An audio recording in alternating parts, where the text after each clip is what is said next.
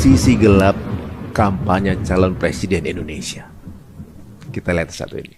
Assalamualaikum teman-teman cerita Untungs. Saat ini Indonesia memasuki masa krusial dalam perjalanan demokrasi. Dengan adanya pemilihan calon presiden, apakah visi dan misi ketiga paslon ini memiliki keberpihakan dengan kepentingan rakyat? Kali ini cerita Untungs mengundang Komjen Pol Dharma Pangreken, seorang mantan Wakil Kepala Badan Siber dan Sandi Negara yang menjabat dari tahun 2018 hingga 2021. Kira-kira apa yang menjadi masalah urgensi rakyat Indonesia dengan isu-isu penguasa elit global di tengah pemilu 2024 ini? Mari saksikan kisah lengkapnya hanya di Cerita Untungs.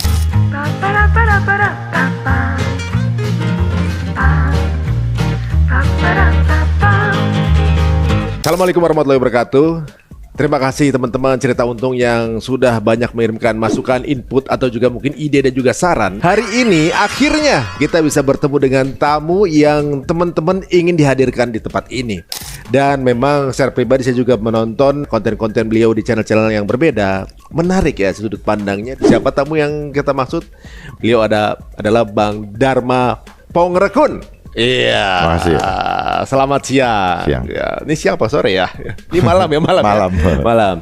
Bang Dharma ini adalah mantan wakil BSSN dari 2019 sampai 2021. Dan tentunya juga setelah kita ngobrol-ngobrol, beliau memang karena memiliki integritas yang tinggi yang sampai akhirnya nggak ada masalah ketika nggak menjabat.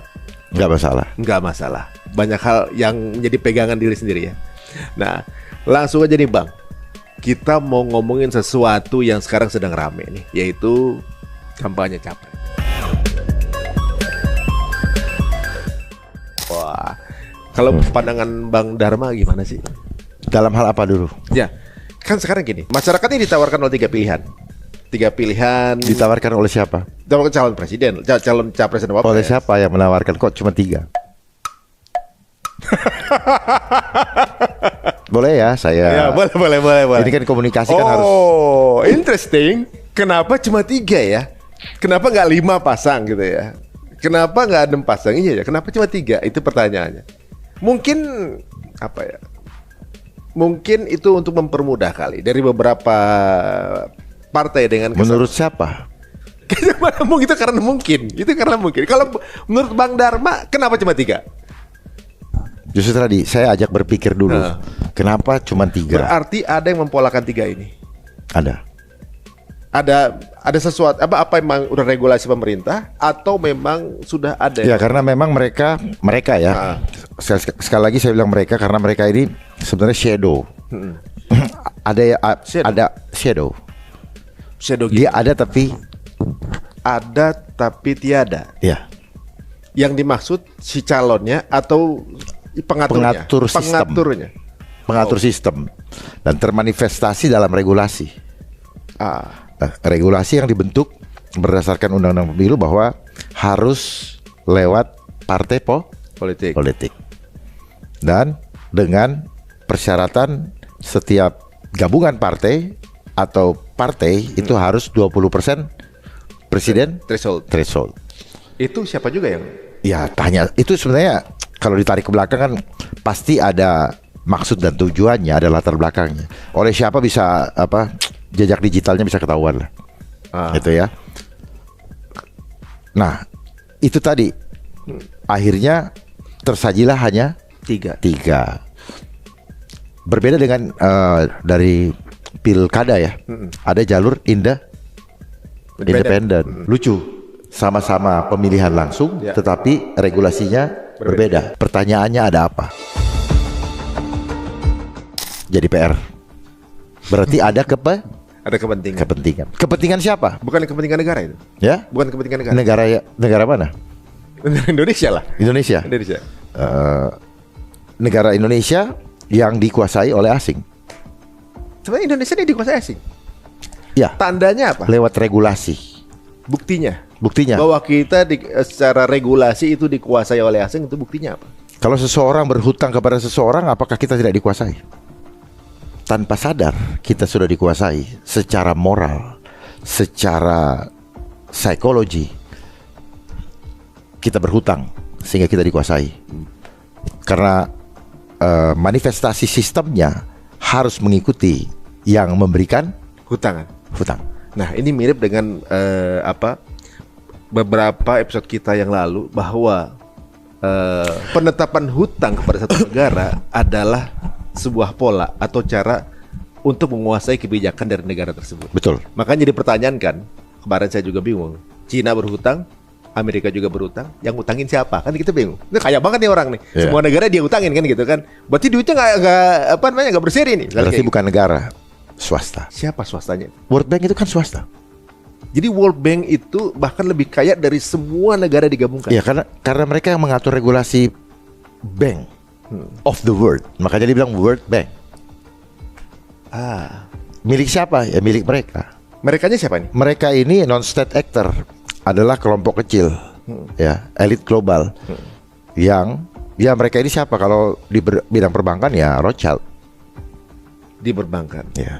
Tapi kayaknya ini lebih luas dari cuma perbankan, karena kan ya, sepertinya ada politik juga di karena bagaimanapun sentralnya kehidupan yang dimainkan sistem di dunia adalah kapitalis. Sehingga setiap kapital pasti karena ada uang. Capital kan uang, ya? Dana, modal. Operator yang mengatur sistem pengendalian negara-negara tersebut, apakah ada satu negara tertentu yang itu? United Nation. UN. Jadi alatnya adalah UN. Wow. Dan UN memiliki badan-badan khusus seperti UNICEF, UNESCO, IMF, WHO, FAO, dan seterusnya. Wah, ini menarik. Semua mereka yang atur. Pantesan aja ketika permintaan ceasefire gitu ya, itu ternyata UN tunduk sama Amerika. Apa sekuat itu gitu? Saya pikir sekuat apa Amerika sampai bisa nguasain UN? UN ini kan semua negara. Bukan Amerika yang nguasain UN yang nguasain Amerika. Oh, justru balik. Ya. Maksudnya UN yang di belakang UN. UN ini kan hanya operator. Aktor di belakang UN. Iya. Terus Amerika punya andil sekuat apa kok dia sampai bisa juga mengatur UN? Ya karena yang menjadikan presiden itu, yang mau jadi presiden harus mengikatkan dulu perjanjian di belakang layar. Makanya The Simpsons selalu bisa memprediksi kan? Karena jangan-jangan itu juga ya? Iya. Itu seperti mereka tuh kayak lagi ngetawain kali ya. Sebenarnya gue udah gue karyain dari dulu. Pertanyaannya juga gini bang, saya pernah lihat kan kemarin ada di Amerika ada sosok politik yang namanya Henry Kissinger meninggal. Iya. Ternyata rekam jejaknya itu ada di beberapa pertikaian di negara-negara yang bukan di Amerika. Iya. Terus saya berpikir, selalu ada Amerika di setiap konflik negara tersebut? Orang selalu digiring untuk berpikir Amerika, karena Amerika dijadikan proksi oleh si pengendali sistem, gitu. Jadi penasaran, pengendali sistem ini siapa, orang mana atau gimana nih bang? Small secret society. Secret society ini bang. Ya. Dan yang atur swasta. Enggak berada pada naungan satu. Enggak ada. Dia adalah perusahaan swasta. Bahkan di atas para negara itu. Ya. Makanya kenapa sistemnya selalu industrialisasi dengan menggunakan manajemen industri kan? Kita diajarin planning, organizing, activating, dan controlling. Harus produktif, efektif, efisien. Semuanya kan bicara angka. Marketing, itu ilmu mereka semua. Jadi ilmu marketing, SWOT analysis, semua ilmu mereka. Logic tree analysis. Iya, semua itu dari mereka. Itu pola yang mereka tanamkan dan untuk kita praktekkan. Untuk kita jadi labor society. Ini menarik juga nih, gitu. Bang. Berarti kan kalau misalnya dari tadi yang Pilpres belum kelar tuh. Iya, ini saya mau lanjut lagi Pilpres nih. Bahwa setiap negara-negara tadi itu berhutang, dan pada saat mereka berhutang maka terkontrol secara kebijakan. Saya beberapa episode podcast yang lalu juga ada satu perjanjian di mana pada saat Indonesia akan diakui kemerdekaannya, jika Indonesia mengakui hutang, ngambil hutangnya Hindia Belanda kalau nggak salah berapa gulden gitu, untuk kemudian jadi utangnya Indonesia, dan akhirnya dia boleh memproklamirkan diri. Jadi sebuah perjanjian. Jadi kayak perjanjian with the devil gitu. Mau nggak mau kita jadi budaknya gitu kan berarti. Ketika kita sudah berhutang, kita kemudian punya kewajiban untuk melaksanakan kebijakan yang sudah dipolakan gitu. Tapi apakah Indonesia sampai senurut itu gitu? Sampai pola yang jalan ini bukan Indonesia sendiri secara mandiri yang mengatur, tapi ada yang mempolakan. Emang begitu? Sekarang kita tanya, Indonesia merdeka tahun berapa? 45. PBB berdiri tahun berapa? Saya lupa tuh. Tahun berapa? Lupa. Coba cariin Google. Nah, cari Google biar tahu. PBB berdiri sebelum PBB itu ada namanya Persatuan Liga Bangsa-Bangsa. Tahun 1920. Terus kemudian terjadi Perang Dunia Kedua. Tahun 42 ya. Terus selesainya 42. Selesai 42. Iya. Baru kemudian Indonesia 45. Ya. Tahun berapa? 45. PBB juga 45. Oh, berarti duluan Indonesia merdekanya? Ya. Ya, itu kan soal Indonesia kan hanya proklamirnya kan. Gitu. Memproklamirkan diri. Tetapi secara de jure. Secara de factonya kan belum total. Ya, jadi kayak lagi perpindahan kan. Seperti saya bilang tadi, United Nations selalu jadi pengkondisi transitional administration ya, proses pengkondisian sebelum sampai akhirnya melepaskan diri gitu. Tapi mungkin sebaiknya saat ini nggak usah dulu kita bahas ke sana. Sekarang hubungannya sekarang dengan Indonesia nih. Yang mana? Kemudian ya sekarang kan misalnya kayak nonton debat capres kemarin, itu kan banyak ide yang dikeluarkan. Ide yang mana? Ide-ide mengenai kesehatan, pengentasan kemiskinan, segala macam gitu ya. Ini berbeda-beda dari setiap capres gitu ya. Bang lihat itunya? Iya, saya ikut. Lihat tempatnya kan? Iya. Dari pola semua itu emang ada yang polanya sama dengan pola-pola yang kesehatan semua ada di sini. Ada semua di sini. Ini apa nih? Ini adalah Undang-Undang Kesehatan Omnibus Law nomor 17 tahun 2023. Ada semua yang disampaikan oleh ketiga capres. Gitu. Oh, jadi semua yang disampaikan sebenarnya adalah sudah penjabaran dari yang sudah ada. Sebenarnya bukan penjabaran juga ya. Bukan ide. Bukan ide mereka. Bukan ide mereka. Mereka nggak punya ide. Itu ide siapa berarti? Ide dari United Nations. Itu adalah penjabaran dari program Sustainable Development Goals. Ada 17 program. Ketika mereka bicara kesehatan, mereka akan bermain di konsep yang sudah disodorkan oleh United Nations. Ketika mereka berbicara tentang iklim, mereka akan berbicara tentang. Jadi apa yang dibicarakan itu go green, itu semua program di sana. Kenapa harus pakai bahasa Inggris? Kan ketahuan banget. Harusnya kalau mau nyontek jangan sama. Betul nggak? Oh iya. Iya ya. Berarti. Oh, pengalihan go green. Kita meninggalkan minyak fosil. Kenapa orang memahami fosil? Karena pendidikan. Rockefeller meminta kepada ahli geologi untuk membuat naskah akademik untuk membenarkan bahwa minyak itu berasal dari fosil. Padahal minyak bukan dari fosil. Kemana digiringnya? Dulu kita pakai minyak tanah, terus pakai gas. Udah itu sekarang digiring kali listrik. Ada tujuannya nggak? Ada. Apa tujuannya? Ya tujuannya supaya kalau sudah tersentralisasi, mereka bisa kontrol bos, mati semua. Kalau udah selesai nih semua nih. Iya. Kalau lewat digital tuh tinggal one button. Lalu lagi bawa mobil, tiba-tiba setir bisa lari ke kiri sendiri atau ke jurang atau ditabrakin karena dikontrol dari jauh. Karena pasti itu ada computerized dan computerized itu butuh internet. Paham ya? Iya. Tapi kan butuh listrik juga. Ya, butuh listrik untuk ngecas. Kalau listriknya udah di shutdown, selesai semua. Selesai. Ngambil ATM nggak bisa. Mau transaksi nggak bisa. Punya AC di rumah keluar semua. Iya. Jadi duit kita mau berapa triliun di bank itu zero. Itu zero. Ya suka-sukanya mereka. Ini kan jago ngejebaknya. Masuk ke dalam sistemnya dimatiin, tangis loh. Jadi semua yang kemarin menjadi calon kita semua bermain dalam sistem? Bukan. Mereka hanya operator untuk menjalankan program yang sudah di-endorse. Tinggal pilih yang mana? Ya. Tinggal pilih mana yang paling seksi. Yang ini nih, yang cocok harganya. Makanya kan sekarang dari sejak kapan kita dengar tuh Wani Piro apa segala macam. Cocok anunya, dealnya.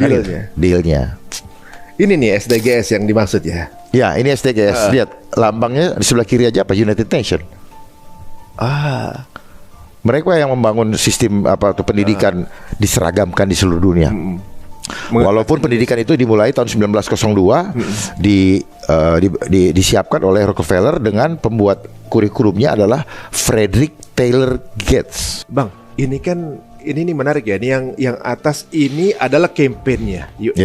Yang bawah adalah jawabannya. NWO. Ini yang menjalankannya dengan cara ini. Manifestasinya yang mau dia lakukan. Dia lakukannya dengan cara ini. Yang hitam. Jadi kampanye narasinya yang atas. Ya. Prakteknya yang bawah. Ya. Kok serem ya yang bawah? Ya memang tujuannya kan total kontrol. Jadi tadi saya sebutkan program mereka Money, Power, Control Population. Control Population itu tujuan terakhirnya adalah total control. You have no right at all. Makanya undang-undang ini mencabut semua hak asasi kita. Dia cabut semua. Bapak nggak punya hak asasi lagi. Bapak nggak boleh beriman lagi. Bang udah baca semua? Udah. Berapa halaman nih? Waduh, halamannya lupa. Tapi pasalnya 458 halaman. Contohnya bahwa kita udah nggak punya right akan something misalnya. Nggak bisa menolak apapun yang Bapak tidak suka. Contohnya, misalnya gini, kita kalau zaman kemarin pandemi ini kan ada dua pilihan, mau mau divaksin atau enggak, gitu kan? Gitu. Karena kita punya iman menolak. Kalau sekarang udah nggak boleh. Nggak boleh. Maksudnya udah menjadi masalah hukum. Ya. Pada saat nolak jadi masalah hukum. Sanksinya di pasal 446 itu per orang 500 juta. Kalau nggak salah di undang-undang kita nggak boleh dipaksain itu kan? Ya, sebenarnya di Undang-Undang Dasar 45 pasal 28 itu hak asasi, hak untuk hidup dan mempertahankan kehidupan, hak untuk meyakini kepercayaan, mengeluarkan pikiran dan pendapat sesuai dengan hati nurani. Nggak ada lagi. Apakah ini amandemen Undang-Undang Dasar tahun 2002 sehingga ini bisa jadi. Oh, jadi mereka bukan meratifikasi, mereka menggerus nilai-nilai yang ada di Undang-Undang Dasar 45. Biar kemudian bisa terbit gitu. Ya, makanya ada Undang-Undang Cipta Kerja, Omnibus Law yang ramai merugikan itu ya para pekerja seni maupun buruh-buruh dan undang-undang lain lah semuanya. Menarik. Jadi kalau setelah baca ini, Bang, apakah ini akan menjadi landasan hukum dari semua? Ini akan menjadi landasan hukum tentunya karena kan sudah disahkan oleh DPR dan sudah ditandatangani oleh Presiden. Yang menyakup di sini apa? Ekonomi, kesehatan, apa? Kesehatan. Ya. Lebih banyak kesehatan. Komisi Kesehatan. Saya tidak tahu mereka baca atau tidak. Tapi saya pastikan mereka tidak menguasai semuanya. Karena kalau mereka menguasai semua dan tahu, mereka punya hati nurani, ini tidak akan disetujui. Karena ini akan menyiksa keluarga mereka sendiri yang mensahkan. Taruhan sama saya. Contohnya, menyiksa keluarga, yang impactnya ke keluarga itu seperti apa? Hidup kita diatur, dirimut oleh sistem. Tidak ada lagi kondisi seperti ini. Kita nggak bisa menolak ketika mereka mencanangkan kejadian luar biasa atau mengatakan hari ini ada wabah. Maka saat itu kita tidak punya pilihan hidup. Misalnya yang paling mudah, lagi nggak enak badan, minum jamu. Di sini nggak boleh, itu pelanggaran. Masa? Oh, sakit harus ke rumah sakit. Kalau nggak dijemput kayak teroris. Nih. Kalau menolak, tahan. Makanya sekarang mereka lagi bikin rumah sakit nih. Ya, liatin aja tuh. Mereka bikin rumah sakit apa? Itu jadi tempat untuk kita. Urgensinya apa karena banyak yang sakit atau memang mengantisipasi akan ada gelombang sakit yang banyak? Apa semua harus ke rumah sakit? Urgensinya, mereka yang membuat alasan urgentnya by design. Ini campaign dari mana? Dari United Nations lewat WHO. WHO. Apa nama campaignnya? WHO Pandemic Treaty. WHO Pandemic Treaty. Jadi apakah kemarin juga waktu pandemi COVID termasuk jadi dari WHO Pandemic Treaty? WHO Pandemic Treaty itu negara menyerahkan kedaulatan tubuh rakyatnya kepada WHO. Yang benar. Kalau COVID kemarin itu baru simulasi. Ternyata mereka sukses. Sukses bikin panik, bikin apa ya? Breakdown mental kepada banyak orang. Supaya apa? Supaya cari selamat masing-masing. Dia menghancurkan persatuan. Bersatu kita teguh, bercerai kita runtuh. Kalau kita bercerai sudah pasti runtuh. Tuh. Makanya masuk ke rumah, suruh liatin TV, liatin handphone, nggak tahu apa yang terjadi di luar. Dan orang yang boleh di luar hanya yang pakai seragam, karena dia tahan virus mengenali yang pakai seragam itu aman. Ya, kita masuk ke dalam zaman kedunguan. Restoran ada kali silang-silang duduk di sana, dipantau dari drone oleh si virus nih. Pulang dari luar negeri, yang punya duit masuk bintang 5, yang nggak punya duit masuk ke Wisma Atlet. Yang punya jabatan pulang ke rumah. Cakep ya? Virusnya administratif kan. Dan di mana keadilan? Ada pembeda. Jadi virus melihat siapa sosialnya, siapa status sosialnya, apa status sosialnya. Ini bikin kita mikir ya, ngobrol sama Bang Darman. Ya sengaja saya biar kalian ngulik. Ya, jangan ngikutin aja apa yang diinin orang. Nggak, soalnya kan kemarin ketika ya di era COVID itu, kemudian vaksin itu kan berkaitan dengan kebijakan. Kita kan nggak bisa. Ya ini kan permainan politik dengan menggunakan cover kesehatan, isu kesehatan. Tidak akan ada keluar anggaran kalau nggak membuat program. Ya.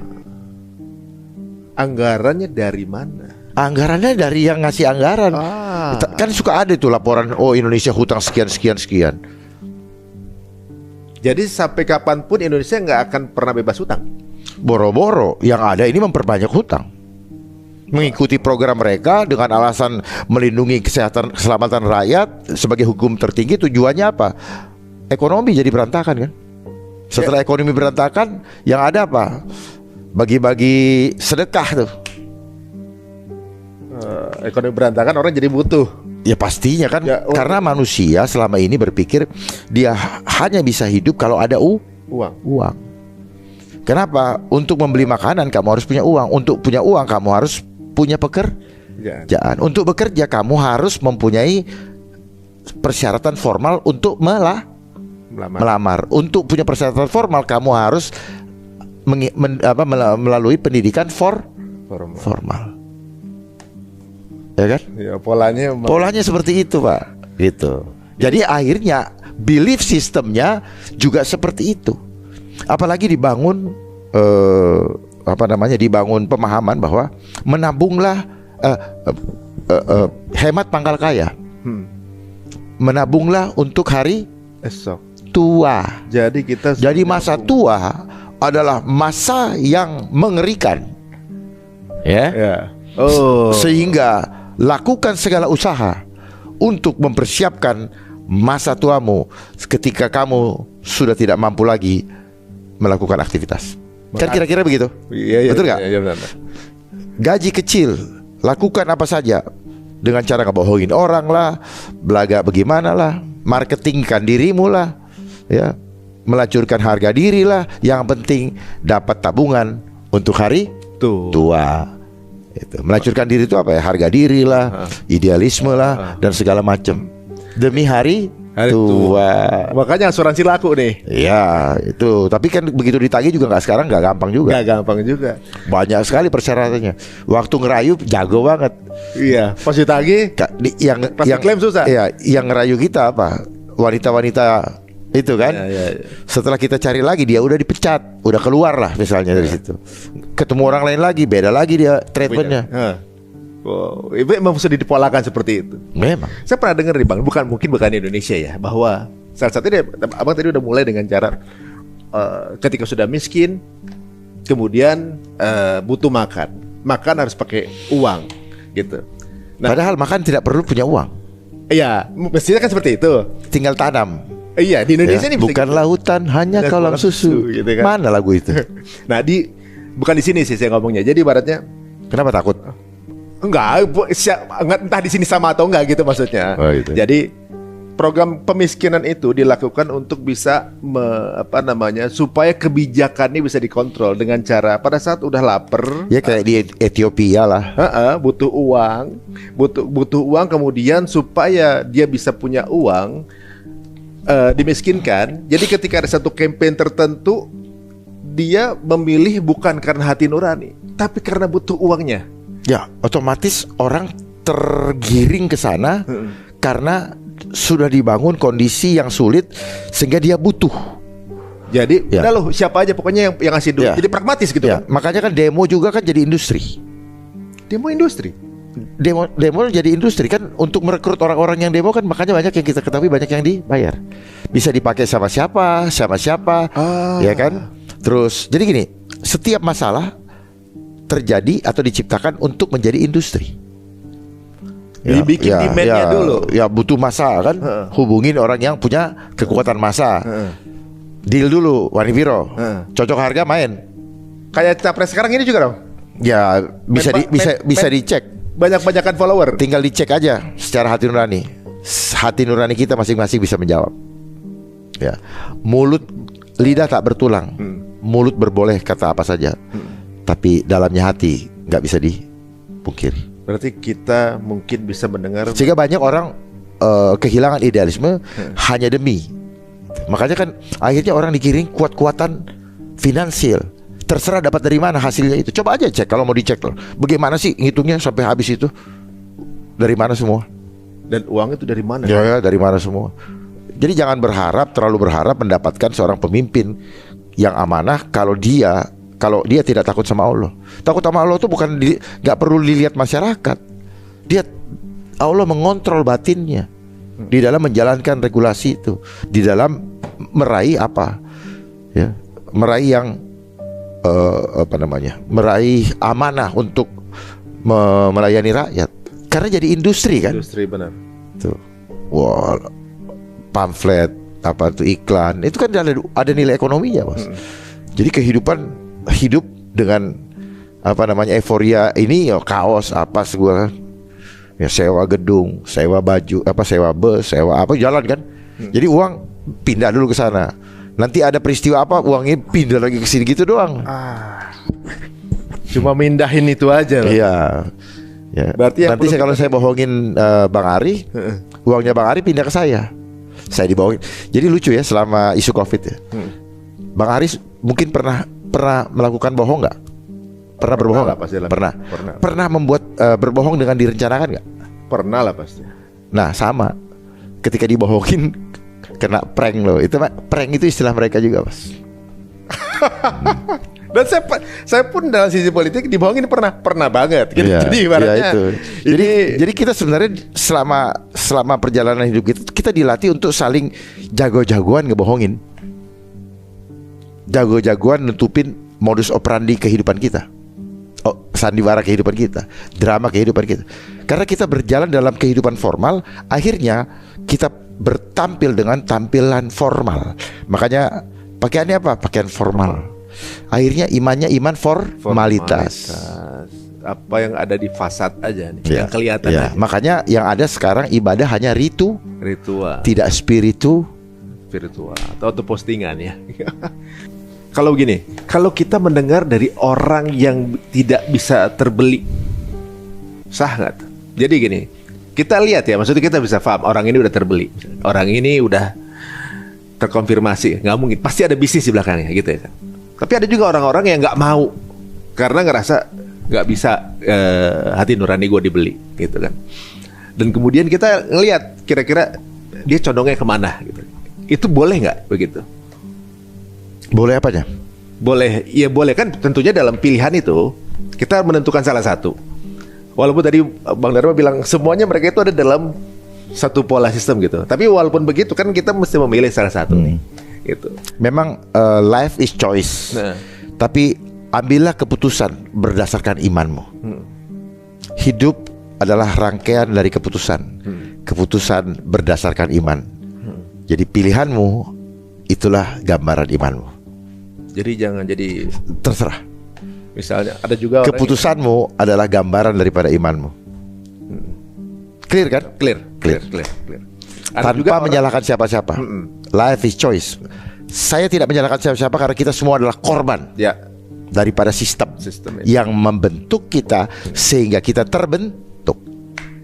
Gitu. Ini saya mau nanya, coba takut salah. Nggak apa-apa, tanya aja terus. Bang, misalnya berarti semua yang menjadi calon, ini saya pernah dengar kalau di Amerika presiden itu calonnya itu harus yang sudah terkonfirmasi atas norm yang mereka punya. Nggak punya kesamaan norm, and then lu nggak akan pernah bisa masuk ke dalam pencalonan itu, gitu. Entah di kabinetnya atau di presiden. Berarti kalau di Indonesia juga mengambil jenis itu, ada norm yang sudah diatur. Mungkin saja di sinilah gitu misalnya. Jalan yang ada di sini harus menjalankan program yang sudah ada. Ya karena mereka kan dikendalikan dari sana. Mau tidak mau, tapi istilah orang apa? Ya gue pilih kan orang yang gue percaya. Jadi yang mereka pilih itu ada satu, orang yang nurut, dalam tanda kutip mau diperbudak, nuraninya, atau menjual, melacurkan nuraninya, dan mau berani untuk nyetor. Nyetor gimana? Nyetor biasa gini? Iya nyetor dong. Kayak ada jatah reman gitu maksudnya?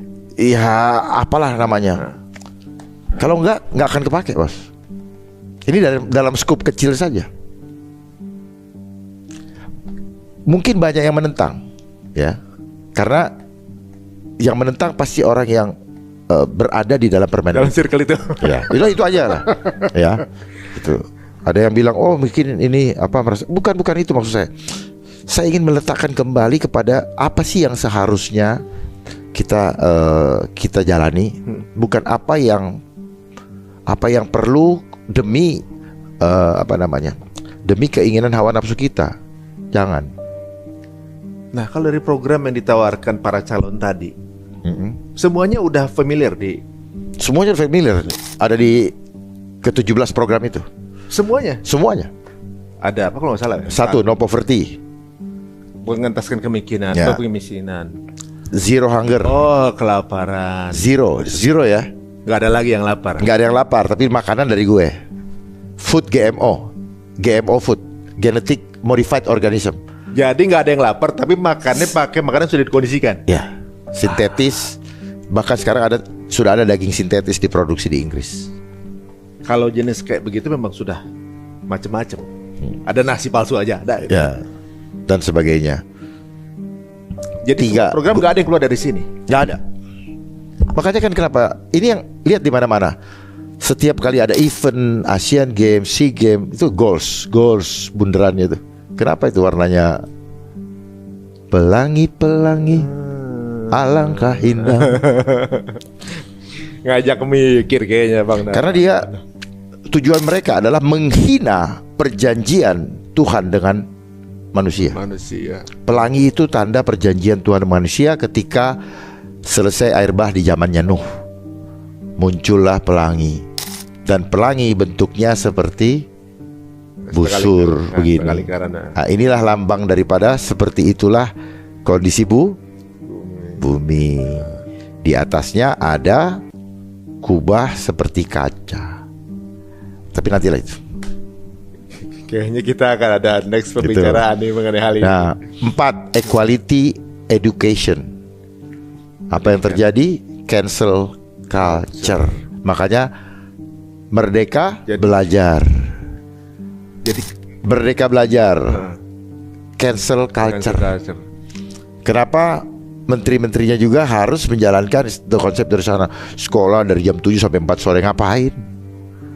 Ya, isinya kosong. Pulang udah capek, stres, nggak bersosialisasi supaya mindset. Jadi ini berhubungan semua dengan perubahan generasi yang dicekokin yang sesuai dengan yang dia inginkan, kira-kira gitu. Di sekolah begini, ini gen ini ya, programnya gen ini dari mereka, infrastrukturnya, keadaan apa namanya, entertainment atau budaya atau mode apa kita bawa ini terus gitu ngikutin bos. Berarti semuanya nih misalnya ya seperti penggambaran dari Bang Dharma tadi ini kita tuh seperti di dalam satu shield, satu kayak semacam mungkin toples lah misalnya, dan kita di dalamnya.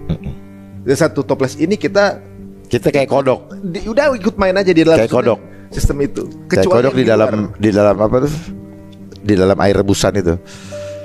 Oh gitu. Makanya kalau saya lihat ada satu film dulu ya, bahwa sebenarnya potensi manusia yang ada sekarang ini cuma berapa persen doang. Aslinya kita bisa punya potensi jauh. Kita punya potensi 100%. Yang dieksplor cuma 5%.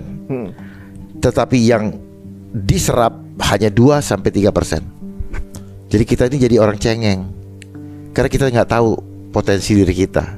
Ditutupi apa? Ditutupi pemahamannya oleh sains. Ini pengkerdilannya mungkin dengan sistem ini. Dengan sains.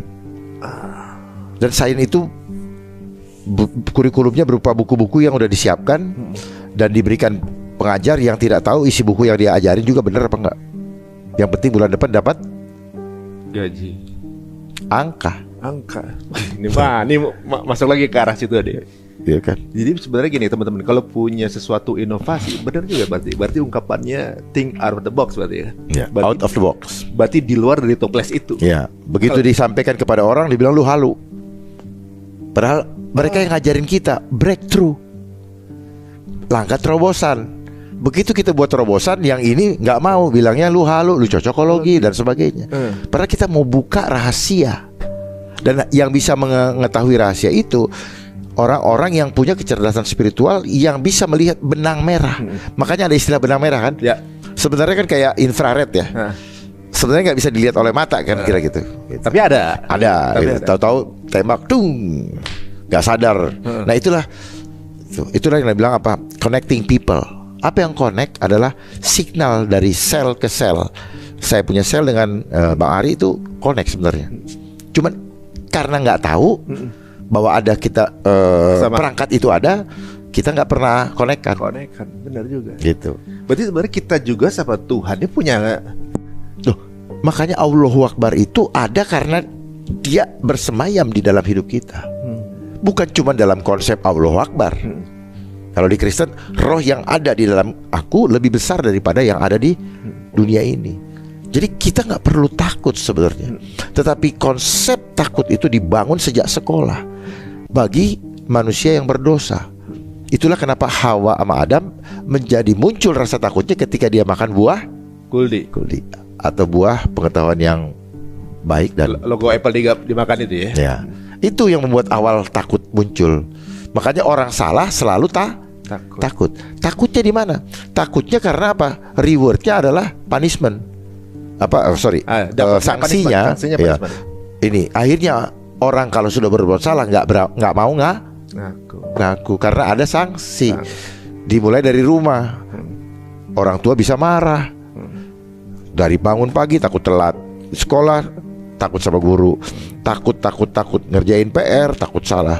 Ini ujian segala macam. Semua takut. Makanya paling enak dagangannya dagang ketakutan. Itulah kenapa fear campaign. Ya, itulah kenapa banyak asuransi muncul juga. Karena dia menjual ketakutan. Dia menggunakan orang-orang yang sudah dilatih berbicara. Yang tujuannya marketing itu marking kita punya mindset supaya bisa gampang bohongin. Jadi ilmu membohongi orang. Ngeri. Kenapa pasar jadi market? Dari mana? Itu kan ada filosofinya. Marking. Market. Iya. Jadi mempolakan orang ya. Iya, ada yang bilang cocokologi, ya terserah lu dah. Tapi kalau sekarang mungkin udah bisa dimainkan secara algoritma, sekarang udah bisa. Ya itu semua kan mereka punya juga. Cuma berbeda teknologinya aja ya. Dari zaman dulu kayak gitu, sekarang dengan cara AI. Sekarang supaya masif. Makanya mereka membuat konsep TSM, terstruktur, sistematis, masif, supaya kalau lu nggak mau ngikutin itu, lu dianggap orang yang gila, orang yang melawan sistem, orang yang apa namanya, yang tidak ketinggalan zaman, ya nggak keren dan sebagainya. Makanya mereka mainnya spread. Makanya blast itu kan ilmu mereka tuh. Sekali blast semua orang terpengaruh. Sebenarnya itulah yang disebut virus. Itu juga virus. Itu virus. Komunikasi. Virus itu sebenarnya sifatnya spirit. Nggak terlihat, ya. Tapi impactnya ada. Itu kan yang anak-anak muda suka bilang ini, good vibe, bad vibe. Itu virus. Virus itu singkatan daripada vibration of us. Ini bener bang. Yes. Jangan tanya mereka, jangan cari referensinya. Mereka sembunyikan. Kayak you ngomong sama ini kan bisa bikin bahasa kode. Yang tahu sesama yang tahu. Itu namanya kayak kalau kita di pramuka sebutkan kata sandinya kan gitu. Ya mananya itu code ya. Iya, yang tahu mereka seperti viral. Iya, viral itu apa? Virus for all. Ya, masuk. Tapi begini bang, kalau saya lihat sekarang nih, viral, trending, ya, mereka yang bikin. Ternyata bisa dipola. Mereka tuh memilih siapa yang akan viral, memilih siapa yang jadi trending, asal ada masuk ke dalam program. Atau yang melawan program mereka. Atau yang melawan juga. Iya dong. Supaya kemudian dapat cancel culture. Ya. Ngeri juga guys. Soalnya gini, belakangan waktu urusannya sama sosial media kan, apalagi urusan jual-jualan gitu ya. Kemudian mempelajari biar kemudian dapat banyak engagement segala macam. Ternyata algoritma itu bisa diatur. Nah, secara sistem sosial media di seluruh dunia ternyata ada yang ngatur ternyata. Memang ada. Mana yang kemudian terkenal.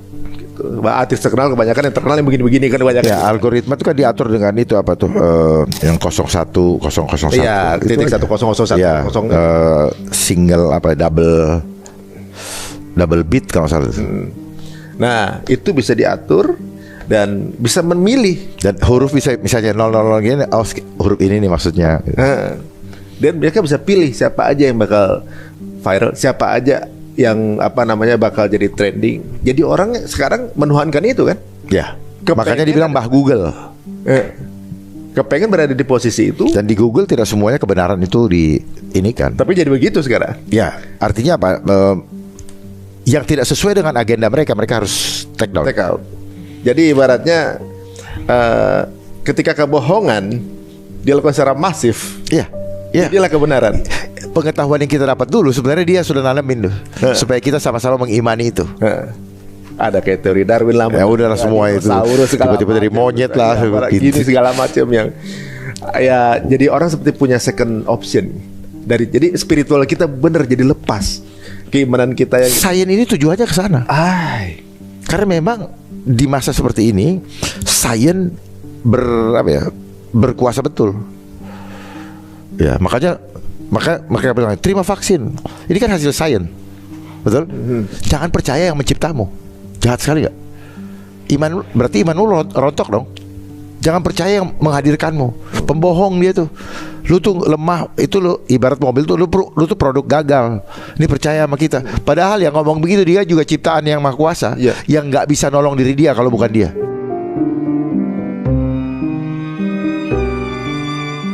Dia manusia berdosa yang cinta sama hepeng. Ini permainan kayak gini.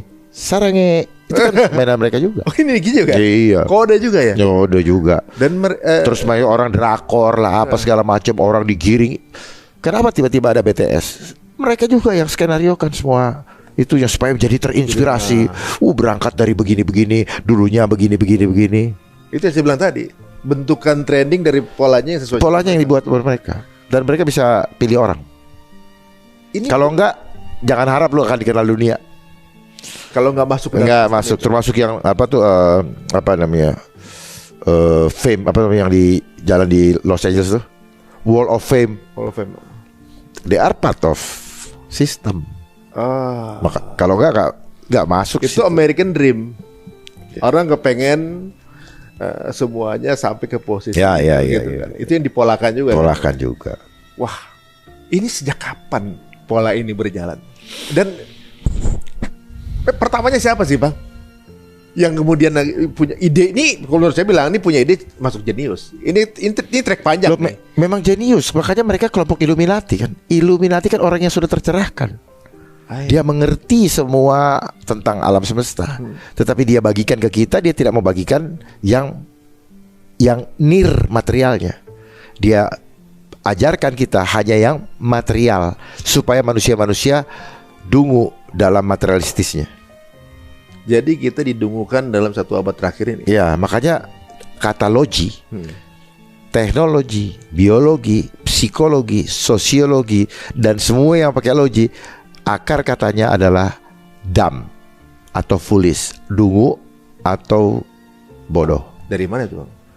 Ada, cari akar katanya di apa namanya, di kamus itu. Di kamus ada. Logi, asal kata logia, yang artinya dungu. Makanya cari akar katanya. Religion, kenapa jadi religion? Itu kan bahasa yang mereka. Jadi bahasa Inggris ini adalah bahasa mereka. Bahasa Inggris ini muncul di abad dibawa oleh apa namanya, suku Jermania ke Inggris, ke daratan Inggris. Tapi dia bukan bahasa Inggris asli. Bahasa Inggris asli adalah Celtic. Sehingga setiap bahasa yang ada, karena Britain dengan kerajaannya itu dia menjajah seluruh sebagian besar dunia, sehingga dia dipakai menjadi sebagai alasan dipakai untuk menjadikan bahasa Inggris menjadi bahasa internasional. Dulu kan orang fanatik dengan bahasanya. Contoh Jerman, Prancis, ya, Belanda dan sebagainya. Tapi kenapa dijadikan satu bahasa Inggris? Supaya apa? Supaya transfer knowledge kepada setiap orang di dunia itu lebih cepat. Ini belajar dari mana? Belajar dari pengalaman mereka ketika membangun menara Babilonia. Bahasanya dikacauin. Jadi ibaratnya, makanya muncullah teknologi informasi dan komunikasi dengan bahasa Inggris, informasi dalam bahasa Inggris, menggunakan teknologi supaya cepat nyampe kepada semua orang dalam secara masif dan memiliki pemahaman yang seragam. Ini menarik nih. Ujungnya kan kalau nggak salah kan mau bikin satu pemerintahan sedunia tuh cuma satu. Ya, ini awalnya tuh WHO Pandemic Treaty ini, bukan awalnya. Ini adalah tonggak yang akan dipasang oleh mereka. Begitu WHO Pandemic Treaty berjalan, maka ini ibarat jet ini.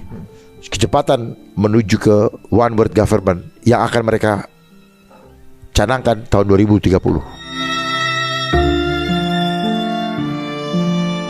Oh, ini bukan campaign besar berarti nih? Hah? Campaign besar? Besar sekali. Ini mereka sudah rencanakan, makanya ada G7, G20. Ini rencananya ke situ. Oh. Termasuk yang di Bali kemarin. Saya punya dokumentasinya kok. Ya. Jadi setelah ini ada next step-nya nih setelah ini? Nah, ini adalah program yang dimainkan. Ketika jalan nih misalnya. Ya, ketika ini program sudah jalan ya, masing-masing. Tapi efek deterennya atau hal pemaksanya adalah undang-undang ini. Pemaksanya sebagai apa? Untuk mengontrol pergerakan manusianya ini. Berarti semua program itu ujungnya adalah menguasai kebijakan. Bukan total kontrol. Bukan menguasai kontrol. Ya, kontrol. Ini sudah bukan kebijakan hasil pemikiran anak bangsa. Ini endorse kok. Oh, jadi semua yang campaign kemarin tuh endorse semua? Endorse semua. Kan uangnya uang dari yang pemodal. Akhirnya kan kapitalis. Ini kapitalnya, ini program gua kerjain. Tapi ikutin gua punya mau, yaitu kontrol total rakyat lo. Gitu. Makanya coba tanya sama mereka, ngerti dari mana itu Indonesia Emas tahun 2045? Siapa yang ngasih tuh pemikiran begitu sehingga tiba-tiba seragam di mana-mana ngomong 2045? Siapa yang membuat tulisan bonus demografi? Pernah dengar gak? Pernah dengar, iya. Tahu siapa yang awalin? Iya, iya mereka semua. satu kaitan ini bonus demografi itu jumlah penduduk kita banyak, tetapi jadi budak untuk mereka mendapatkan masa keemasan. Bukan kita. Jadi ini ngomong-ngomong segala macam, gimana apa makannya susah mau ya. Saya aja yang kayak begini nggak mudah mau dapatkan makan kok. Apalagi yang sudah dibangun apa yang di bawah. Next tujuannya apa? Ketika semua sudah total control, jadi total one government. Walaupun beda-beda negara tapi one. Jadi gini tujuannya mereka. Ada next slide kayaknya? Ya. Ada. Ya. Ini semua dia punya. Wow. One world government, one world cashless currency. Jadi nanti semua satu mata uang. Silakan dibaca biar paham, biar semua yang Jadi ini boleh kita tanyakan kan? Boleh. Harus. Biar melek. Jadi satu pemerintahan dunia. Jadi kebijakan apa yang ada menjadi satu pucuknya ini akan jadi dijalankan ke seluruh dunia. Dunia udah cashless gitu. Jadi cuma transfer data aja ya. Pada saat orang bisa ngatur itu angka, dia jadi kaya sendiri tuh bisa tuh. Ya, punya sistem kok. Satu bank dia bisa hilang, nangis loh. Nangis. Dan ketika nanti sudah masuk ke dalam one world currency, mereka yang masuk, saya tidak mau, gitu. Kalian akan dibatasin oleh algoritma.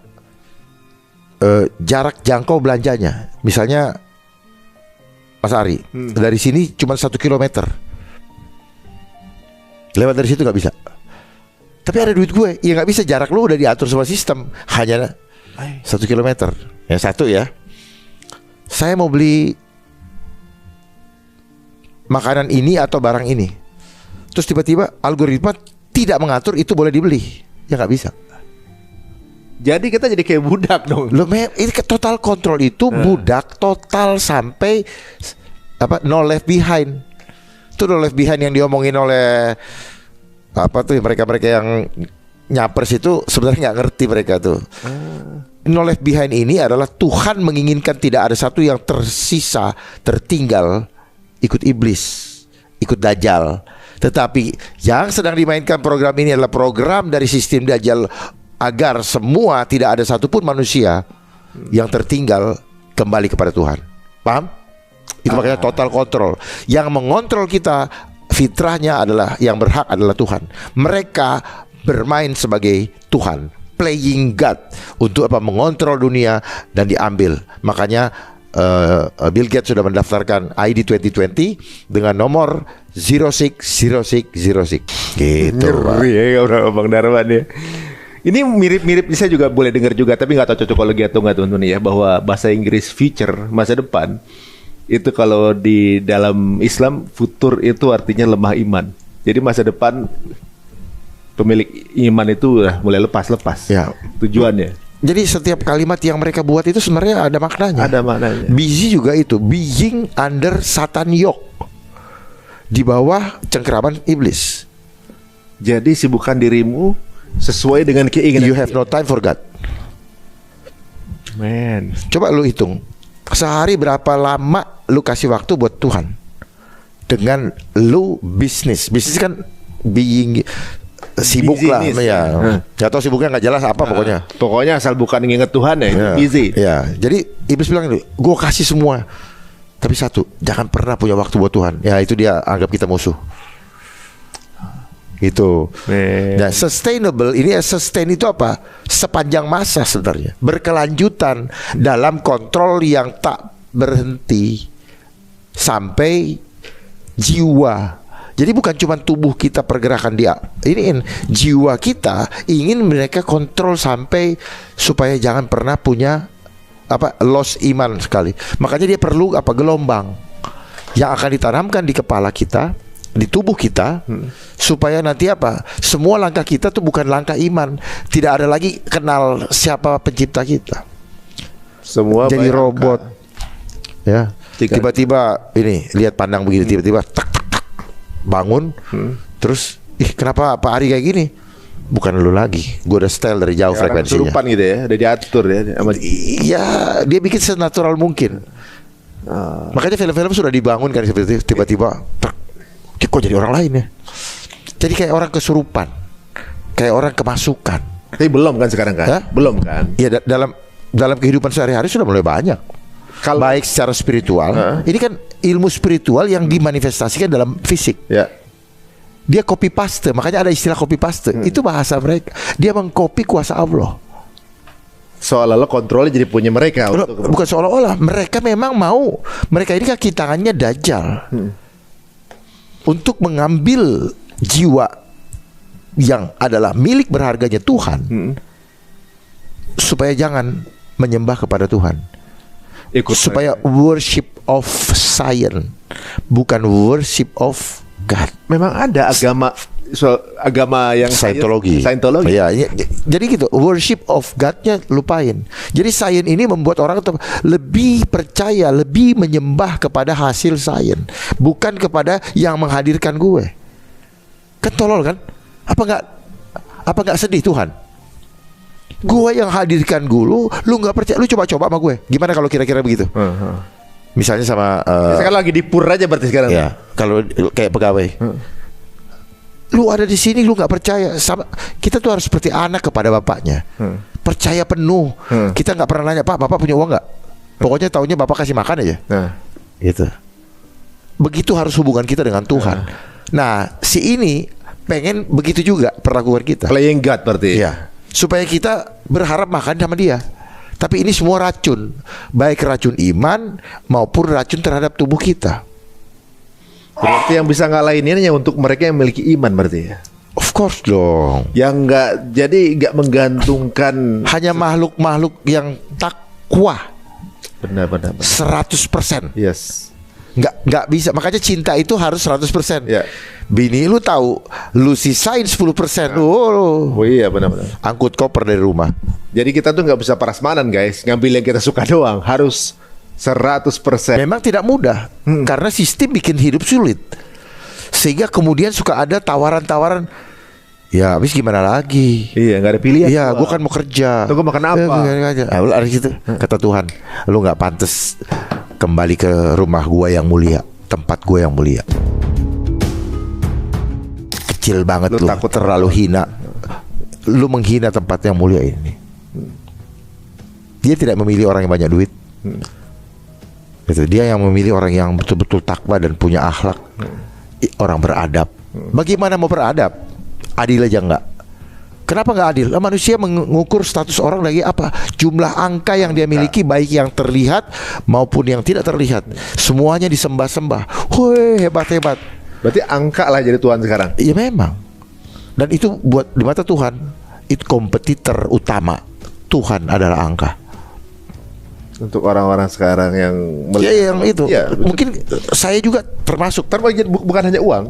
Ya. Kadang-kadang followers itu banyak. Angka juga. Angka bos. Angka juga. Menang ini dia. Ranking 1 misalnya. Terbaik dia misalnya di angka juga. Padahal nyontek. Dalam satu organisasi dia orang nomor 1, angka juga. Angka. Nah, disitulah dia mainkan. Makanya sekarang kita digiring ke sistem angka. Digitalisasi. Digit itu angka. Udah dikasih kodenya kok. Mereka itu nggak terlalu tertutup sebenarnya. Mereka ngasih simbol-simbol. Cuman kita harus punya kecerdasan untuk memecahkan sandi itu. Bukan kebetulan saya pernah disandi, bukan berarti saya disandi. Saya mengerti hal ini karena saya belajar sandi secara khusus, tidak. Gitu. Karena banyak orang yang melihat tetapi dia tidak melihat. Banyak orang mendengar tetapi dia tidak mendengar. Ini menarik. Sebenarnya banyak ya hal yang sinkron dengan apa yang saya pikir selama ini. Tapi menarik ya ngobrol sama Bang Dharma. Banyak hal yang mungkin sekarang kita menganggap ini hal yang mungkin begini aja kayak tadi nih. Hal yang bisa dikontrol dengan cara elektronik itu ada Bang. Contohnya gini, udah dicobakan ya. Ada beberapa lagu. Orang kalau dengar lagu itu bunuh diri. Bunuh diri ada lagu. Ada tuh. Kalau saya juga Gloomy Days atau ada beberapa lagu. Iya. Ada satu band yang kalau konser itu ada setelahnya pasti ada yang bunuh diri. Karena apa? Ini adalah permainan frekuensi. Permainan energi. Jadi untuk mengetahui the secret of universe, you have to know energy, frequency, and vibration. Ini semua bicara spiritual. Ya, ini bahasa pengetahuan ini. Ya, jadi tubuhmu ada energinya, spirit, ruh, dan dia memancar. Yang dibilang virus, menular, memancar, menjalar. Nah, itu kata-katanya. Cara memancarnya dengan gelombang. Disebut apa? Frekuensi. Itu doang. Jadi ada radio. Kita ini kayak radio. Kita hidup, radio bisa menerima pancaran dari stasiun radio tanpa kabel. Kenapa? Karena ada antena. Nah, begitu juga kita di sini, kita di hipotalamus kita ada antena yang bisa menerima apa yang Tuhan mau. Makanya kadang-kadang di hati, jangan lakukan itu. Kita jebol, kita punya pertahanan. Lakukan aja, nggak ada yang lihat. Gitu. Padahal dia pantau. Makanya setiap second catatan kehidupan kita itu lewat setiap tarikan napas. Kita nggak ngomong aja, langsung tetetetet. Jadi kayak begini, kayak sistem tetetetet, tetetetet, tetetetet, kayak telegraf ya, tetetetet kayak gitu. Kita catat tuh di sana. Nah, itulah dicontoh oleh mereka menjadi big data. Dari data. Big data itu contoh catatan buku dosa kita. Makanya dia setiap lu ketik lu delete, udah kecatat. Udah nyatet sana ya. Iya. Baru jadi mikir aja kan udah. Gitu loh. Nah, lihat ini wanita, lihat gambar gini. Ih, keren ya. Aduh, gimana ya ininya? Kecatat gitu loh. Tetetetet, kan itu semua dia bicara gelombang. Nggak bisa kita bilang, yang ini hapus ya ntar, nggak bisa diedit ya. Ya, makanya setiap perbuatan pasti ada sanksinya. Ya, sepakat. Gitu. Upah dosa adalah maut. Gitu. Ini menarik ya, Chan, dia ngomongin sama Bang Dharma itu, saya lihat di TikTok gitu. Bagaimana waktu itu orang pakai remote ya, mobil tuh 100 meter tuh remote udah nggak nyampe. Akhirnya dia pakai taruhnya di sini, karena otak itu bisa punya pancaran jauh lebih kuat. Cetet, nyala loh. Gitu. Lu jangan, jadi intinya bilang jangan remehkan kemampuan otak kamu, bilang gitu. Dia gini doang, cetek, nyala itu di sana. Berarti kemampuan mancar otak tuh kuat banget. Ya, kan? Makanya orang bisa kayak Uya Kuya itu dia mainin. Itu dia mempengaruhi dia punya ini. Orang yang suka itu di ATM. Iya, itu semua itu main frekuensi. Gendam ya kan, terus kemudian hipnotis. Itu out of the box sebenarnya ya. Iya, orang-orang itu ya hal-hal yang orang yang keluar dari dari textbook. Itu. Ya. Jadi terus kita kagum kan, bisa dia. Sebenarnya kita bisa. Cuman kita tidak punya pemahaman bahwa ada instrumen itu dalam diri kita. Gimana kita mau pakai kalau kita tahu aja ada nggak? Ada payung tuh. Lu kenapa kehujanan? Ya gimana nggak ada payung? Padahal ada payung, kita nggak tahu payungnya di mana. Bahkan kita nggak tahu kalau sudah pun punya payung, nggak tahu cara ngebukanya. Itu sebenarnya. Begini Bang, bisa nggak? Misalnya gini, semua itu kita dibuat masuk ke dalam sistem dengan cara kita melemahkan potensi yang kita punya dengan mereka yang melemahkan bukan kita. Enggak, mereka melemahkan potensi yang kita punya dengan cara seolah memudahkan pekerjaan kita. Kita kan jadi serba mudah nih. Nggak tahu kalau kita punya potensi. Ya, itu semua berjalan secara simultan. Mereka awali dulu dari sejak usia dini. Apalagi sekarang ada namanya PAUD. Ya. Mereka doktrin dari usia dini. Seharusnya sampai umur 7 tahun itu masa hipnosis. Jangan dulu dicekokin hal-hal yang tidak baik kepada anak-anak. Biarkan saja dia punya kognitif itu berkembang dengan normal. Setelah 7 tahun baru silakan diulang-ulangi. Tetapi mereka waktu zaman saya, zaman kita, mereka sudah cegat di umur 5 tahun. Masuk TK. Sekarang sudah mulai dari umur 2,5 tahun atau 3 tahun tuh, saya lupa, yang PAUD. Tujuannya apa? Mereka doktrin dulu di situ. Sekarang dan dia di TK. Umur segitu main game lah. Dia di TK. Waktu zaman saya dulu, semua gurunya wanita. Nah, kenapa gitu? Kenapa begitu? Goals yang ada warnanya tadi, yang warna-warna. Ini. Itu programnya ke sana. Karena gurunya wanita, pasti mainannya mainan perempuan. baik wanita pun cowok. Yang cewek akan melihat, terinspirasi, wah ini sosok yang tough. Pulang ke rumah ketemu mamahnya lagi, wanita juga, bapaknya belum pulang. Karena apa? Karena sistem membuat bapaknya sibuk untuk mencari nafkah. Nggak ketemu mana? Nggak ketemu figur ayah. Jadilah laki-laki, atau jadilah jadi laki-laki yang jadi. Setengah tiang gitu ya. Ya, hebat ya. Itu proses panjang. Mereka udah polanya. Yang ngatur siapa? UNESCO. Makanya beasiswa book juga yang ngasih mereka. Orang pergi ke sana, lulusan Harvard, lulusan apa? Gratis kan? Tapi pulangnya waswisus bahasa Inggris, pulangnya praktekkan di negaramu. Apa yang sudah ya seperti yang orang-orang yang menjadi tim-tim yang dari capres-capres ini kan, lulusan ini, lulusan itu. Ilmunya mah ilmu hafalan kok. Ilmu itu ilmu apa tuh? Ilmu copy paste. Jadi jangan terlalu silo melihat orang-orang yang seolah-olah terlihat pintar. Pintar itu hanyalah angka dari mereka. Pintar itu hanyalah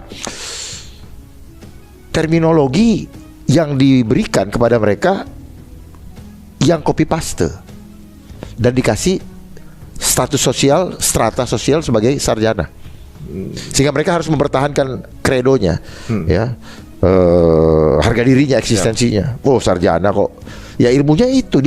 Jadi kalau orang hanya memahami situ, kita akan berantem karena ilmunya cuma sampai di situ. Yang di buku itu adalah kebenaran, walaupun dia tidak tahu bahwa itu tidak benar. Hukum pun diatur untuk menangkap hasil penanaman sifat jahat sejak di sistem pendidikan. Muncullah hukum. Hukum ini disiapkan. Jadi ini saluran gini sampai di sini. Pasti orang ribut selalu hukum apa? Urusan duit. Urusan harga, entah harga nominal, harga diri. Jadi hukum pun adalah pekerjaan kan. Sibuk semua orang ngurusin ini. Wah, nih aku punya hak, aku dijalimi. Iya, sistem yang harusnya diperbaiki baru bisa bicara. Jadi kalau selama ini orang diajar untuk apa? Menyelesaikan hilirisasi. Iya. Di hilirnya doang kebakar. Ya, hulunya nggak mau pelihara. Sama konsep medis juga gitu. Hulunya dipelihara. Makanya dia tutupi rasanya. Yang ada rasa sakit dibilang penyakit. Kalau sudah penyakit, penawarnya apa? Obat. Tapi untuk dapat obat harus keluar angka. Ini mindsetnya kita mulai mudah-mudahan mulai keluar dari box ini ya. Jadi ada satu pandangan lain dan teman-teman boleh setuju boleh enggak. Dan kalau nggak setuju, Bang Dharma ini siap untuk saya siap diskusi terbuka. Terbuka, diskusi sehat gitu ya. Jadi ya sehat lah. Jadi ibaratnya kalau misalnya merasa bahwa pola yang dipegang Bang Dharma ini lemah, monggo silakan diskusi, kita buka. Maksudnya kita nggak memaksa orang untuk setuju apa yang kita omongin. Tapi saya siap untuk bertemu muka, untuk gelar di meja, supaya kita sama-sama berbagi ilmu, gitu. Supaya kita sama-sama bisa membangun bangsa ini dengan lebih bermartabat, berdaulat, karena punya pemerintahan yang mandiri. Jangan seperti sekarang. Ini sekarang masih belum mandiri? Sama sekali tidak. Cepet kan jawabnya? Udah langsung. Cepet jawabnya. Karena memang tidak. Makanya kita hidup susah. Kita adalah negara yang terkaya di dunia. Kita tidak pantas menjadi negara yang peminjam, tetapi kita harus menjadi donatur bagi bangsa yang lain. Berarti kalau dilihat dari ini sebuah sistem, kemiskinan juga adalah sebuah bagian daripada desain. Ya. Soalnya gini, ketika negara lebih banyak ini riset teknologi itu hanya untuk negara tertentu. Gitu. Jadi budgetnya besar. Riset itu dibayar. Untuk apa? Untuk hasil dari riset itu jadi mengabsahkan gitu. Menggiring orang untuk mengamini itu. Jadi kebohongan yang dilakukan secara berjamaah. Oh iya. Kayak semacam survei gitu ya. Ada survei yang beneran, ada survei-survei. Nah, ilmunya dinamis atau statis? Itu kan statistik. Benar. Statistik itu ilmu statis, ilmu diam. Kita ini makhluk hidup, harusnya dinamistik. Kita nggak boleh diukur dengan statis, ilmu diam.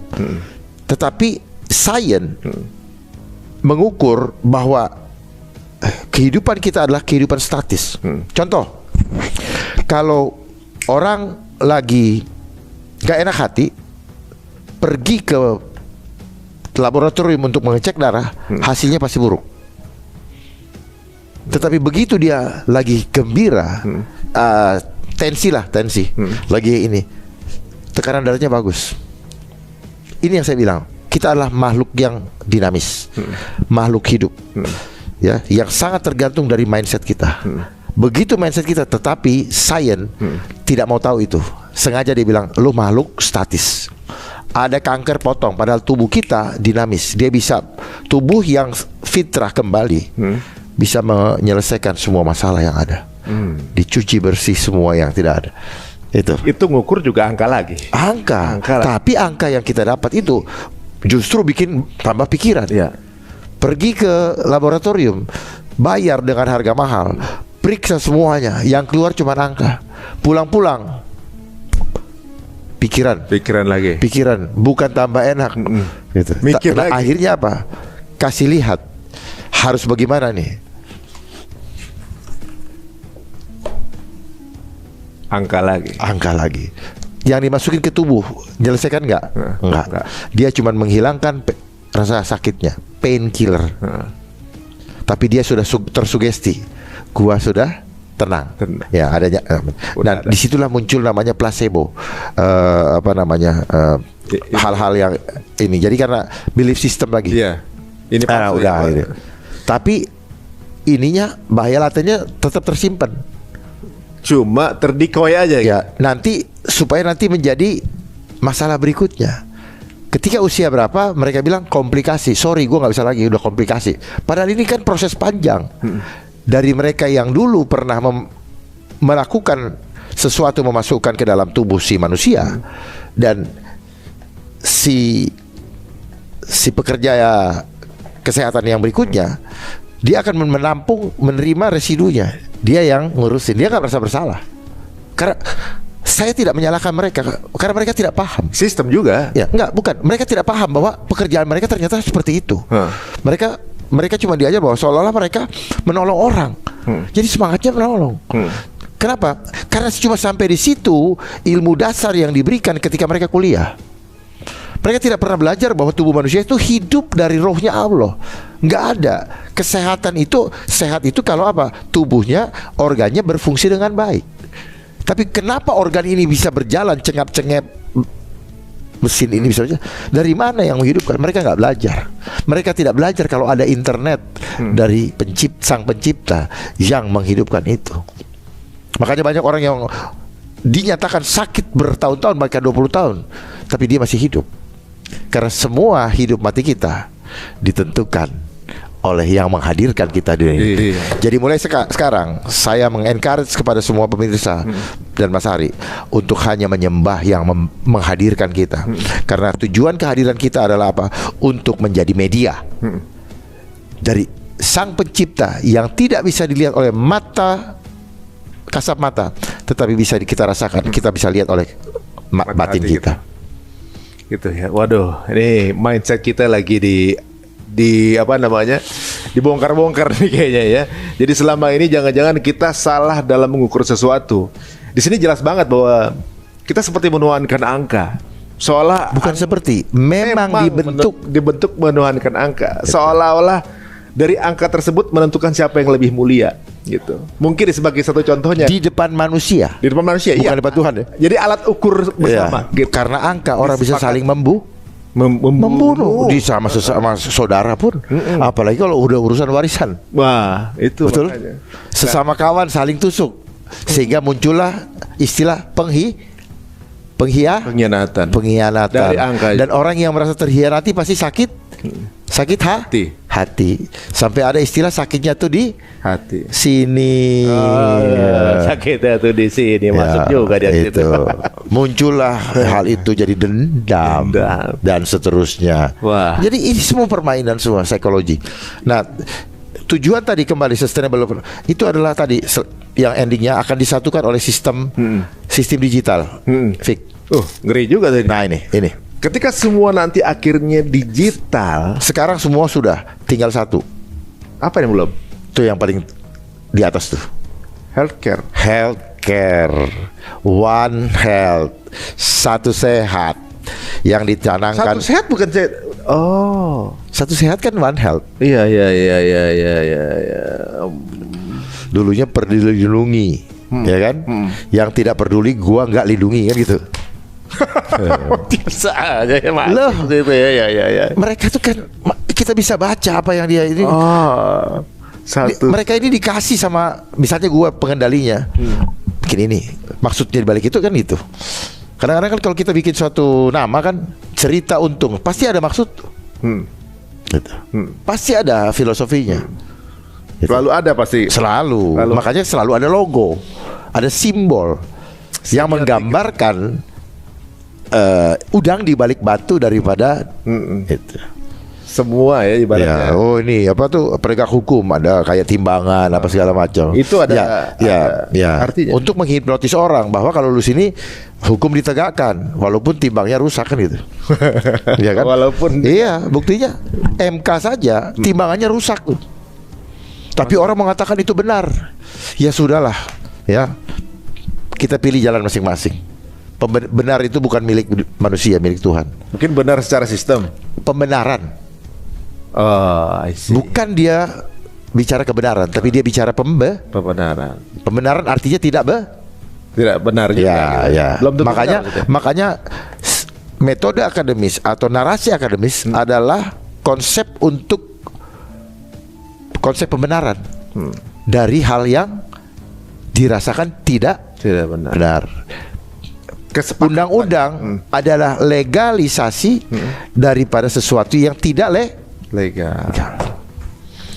Untuk menjadi payung hukum bagi skenario atau rencana jahat yang akan mereka lakukan di depan hari.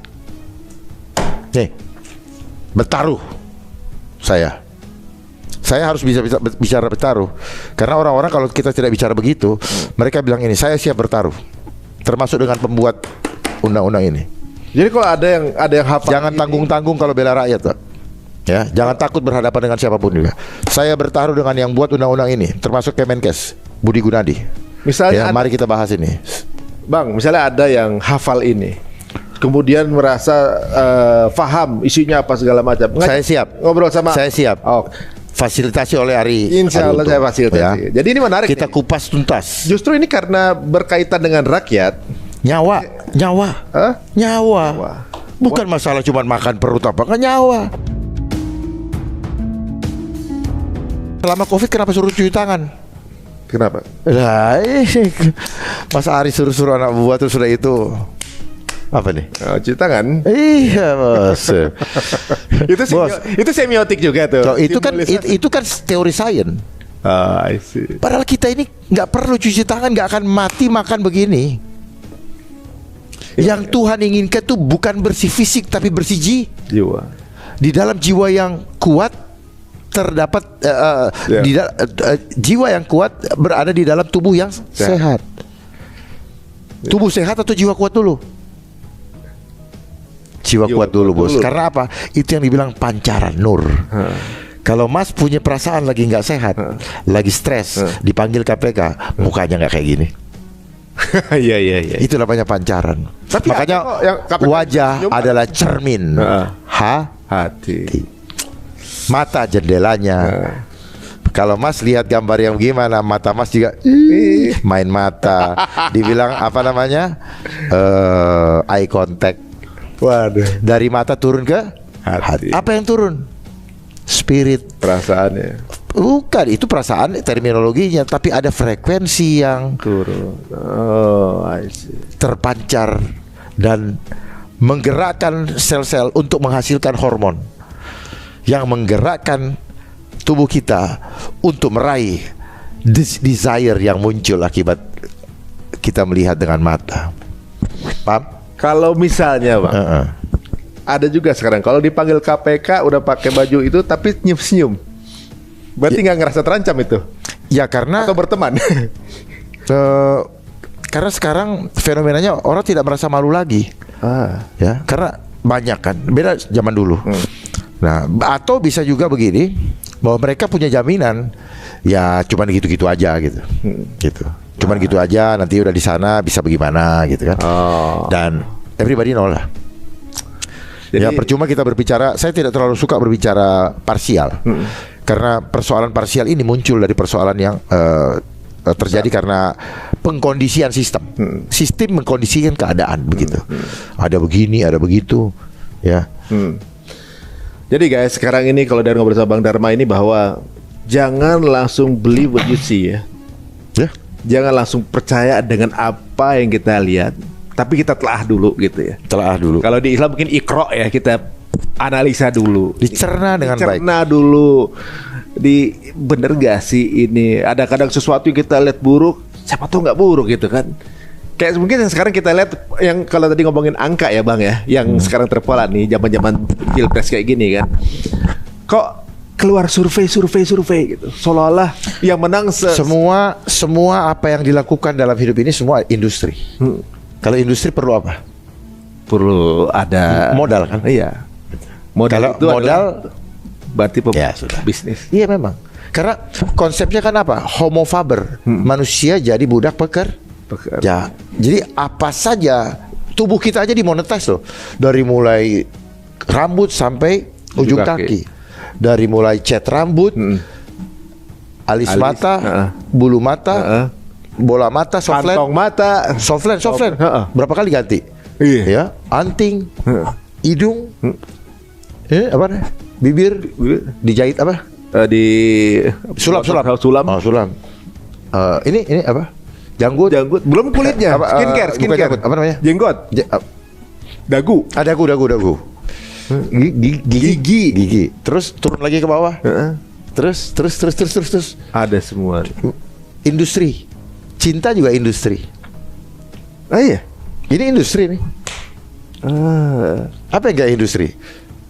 Karena hidup kita sudah diarahkan kejar angka, menabung untuk hari tua. Jangan pernah punya waktu untuk Tuhan. Jadi kalau saya kayak gini, saya akan sampaikan juga, kembali ingat Tuhan. Kembali ingat Tuhan. Ini mau ngambil hak kita. Ya, ini adalah undang-undang kejahatan kemanusiaan yang mengkudeta otoritas Tuhan di dalam hidup kita. Kenapa waktu itu abang nggak ikut bersuara waktu itu penolak ini? Saya bersuara. Suara juga? Bersuara, Bos. Tapi semua orang yang menyenanginya tutup telah di mute berarti. Ya. Di mute berarti. Ya. Gak ada yang peduli. Kenapa? Ya takut kehilangan comfort zone-nya.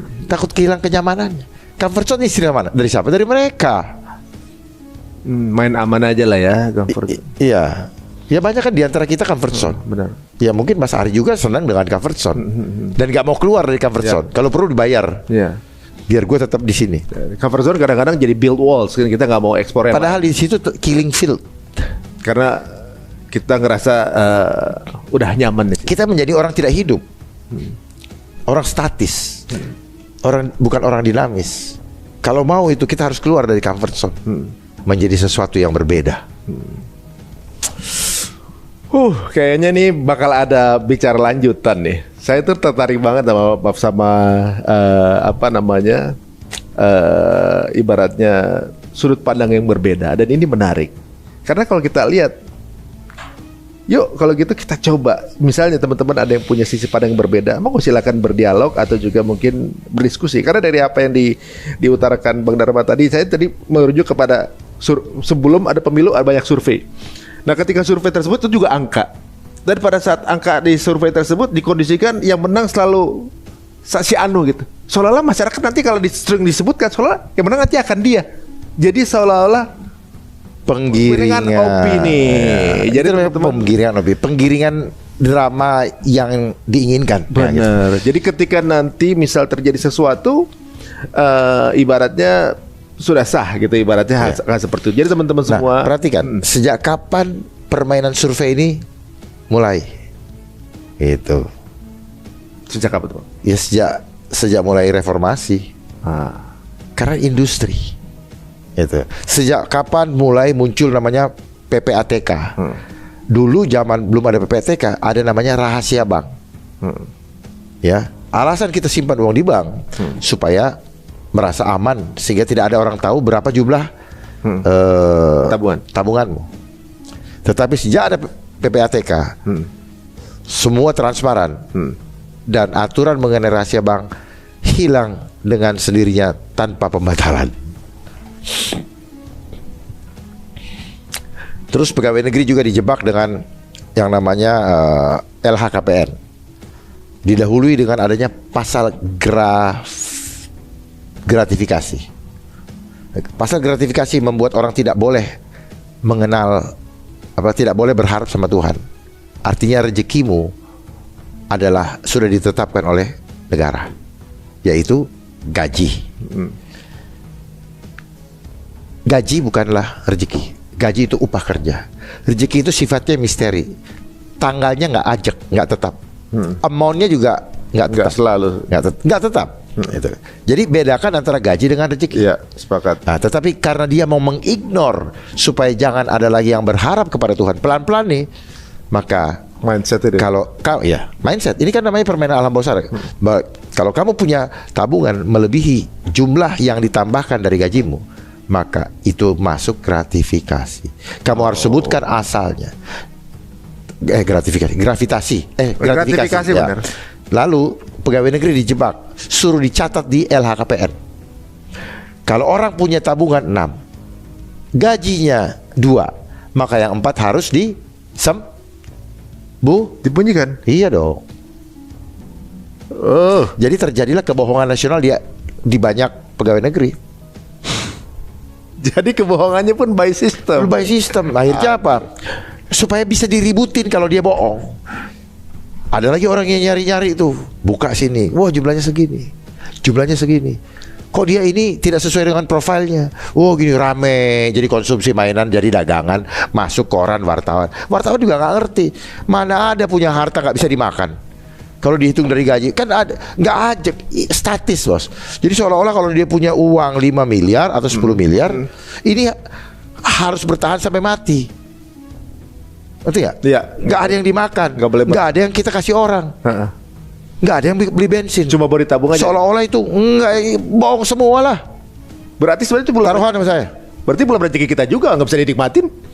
Berarti bukan rezeki kita juga, orang nggak bisa dinikmatin kan? Ya artinya kan gini. Cuma angka doang berarti kan? Wartawan disuruh suka mempersoalkan seperti itu. Jumlahnya segini. Iya, nggak ajak ini bisa berkurang, bisa bertambah. Kalau tidak punya tidak punya pemasukan lagi, pasti berkurang dong. Terus ada juga yang dikasih ke orang. Jadi betul-betul diajar orang untuk apa? Egois, selfish, fokusnya kepada diri sendiri. Jangan kasih ini karena mau dihitung terus nih. Padahal rezeki dari Tuhan itu setiap hari ada. Bayangkan itu. Kuasa Tuhan dibatasi oleh mindset definisi-definisi yang dibangun secara sains tadi. Gila kan? Wah, sekarang tapi sebenarnya kita jadi lebih dengan pembahasan ini, saya kalau ngerasa jadi lebih santai soalnya Bang. Jadi ngerasanya bahwa kekhawatiran kita sebenarnya semu sebenarnya ya. Kita sendiri yang membuat. Kita sendiri yang rasanya kayak gitu. Seolah-olah kita kayak ada blocking gitu. Karena kemauan kita. The wall. Karena kemauan kita yang mengada-ada. Padahal kita hidup cuma butuh apa? Makan sama pakaian. Iya. Terus mau jam tangan, tambahan aja. Mau kacamata keren, mau apartemen, mau rumah, mau mobil, apa? Cuman buat mengisi kepuasan rasa. Rasa-rasanya gue kalau punya ini, kata orang lihat gue disebut orang kaya. Rasa-rasanya. Itu kita ngambil standarnya dari orang lain lagi kan gitu. Berarti kan dari angka lagi berarti kan. Iya memang. Seolah-olah kita bisa terukur angkanya berarti sekian nih. Jadi angka membangun rasa. Angka itu Tuhan ya benar. Angka membangun rasa. Rasa-rasa doang. Iya. Bawa mobil Mercy, rasa-rasanya orang lihat gue orang kaya nih. Karena rasa-rasa dia. Padahal orang nggak lihat juga. Belum tentu juga mikir. Enggak rasa. Tetapi karena punya Mercy datang ke lobi hotel, dia dikasih parkir. Kalau Avanza jalannya juga beda orangnya, bungkuk-bungkuk ya kan. Berarti pembangunan image itu simultan berarti semuanya. Iya, bos. Yang respon pun begitu. Kenapa ada mobil Mercy diiklanin semua? Itu kan membangun apa? Privilege. Kalau lu beli ini, lu masuk kategori ini. Iya. Kalau lu beli tas Hermes, lu masuk sini. Makanya orang wanita-wanita itu begitu berlomba-lomba untuk punya tas Hermes. Untuk sampai sosial itu. Apapun juga, dengan cara apapun juga. Terus kemudian kita lihat di postingan, pasti tasnya itu dikasih begini. Nah. Supaya kamera lihat sini. Tas gua walaupun apa? pura-pura begini. Nah, gitu kan. Gitu kan. Coba lihat sekalian. Terbentuk semua manusia seperti itu sekarang. Ya. Tidak lagi menularkan karya baik, mengenalkan Tuhan, tetapi nih gue self-center. Dia tidak menunjukkan bahwa Tuhan itu baik. Lakukan karya-karya mulia Allah. Lakukan karya mulia Tuhan, tetapi lebih kepada nih lihat gue. Dan bahkan sekarang bukan mukanya lagi yang ditampakkan, apa yang dipunyai, termasuk lekuk-lekuk tubuhnya yang ditunjukkan. Baju pun kasih lihat perutnya. Ini rusaknya, hancurnya budaya. Gara-gara apa? Ya gara-gara sistem. Makan tuh modern, makan tuh teknologi. Hancur bangsa ini. Gak perlu perang militer, hancur sendiri karena generasi mudanya sengaja dihancurkan lewat teknologi cyber ini. Ya, siapapun pakar cyber, saya siap untuk membahas ini semua. Kenapa? Karena ini tujuannya ke sana.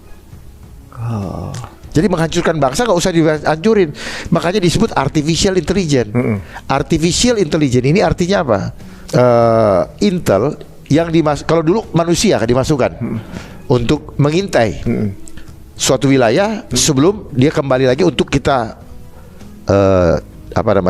kita analisa secara SWOT, lalu kita serang. Jam berapa tepatnya, jam berapa waktunya, lewat mana, ya kan? Kita menggunakan apa, kekuatannya berapa. Nah sama juga dia kasih artificial intelligence gadget. Dia masuk, dia udah tahu semua nih. Ari istrinya doyan ini muncul nanti, rayu aja istrinya pakai gini. Ayi ke rumahnya ini, anaknya kuliah sekolah di sini. Nanti udah langsung semua. Jadi sebenarnya setiap orang udah telanjang sekarang. Udah telanjang. Kita udah semua tentang orang, setiap orang. Iya, telanjang. Jadi kalau sekarang seolah-olah nggak perlu menjajah sebuah negara, nggak usah jajah ideologinya, ininya aja berarti. Soulnya. Rebut soulnya. Coba lihat sekarang orang anak ini main gini terus. Lah orang begini terus, musuh lewat di belakang dia udah nggak tahu. Jangan gini depan. Kadang-kadang saya panggil, kamu ini ponakan saya. Saya lagi nonton bola, lu lihat tuh bagus. Enggak, terus gini.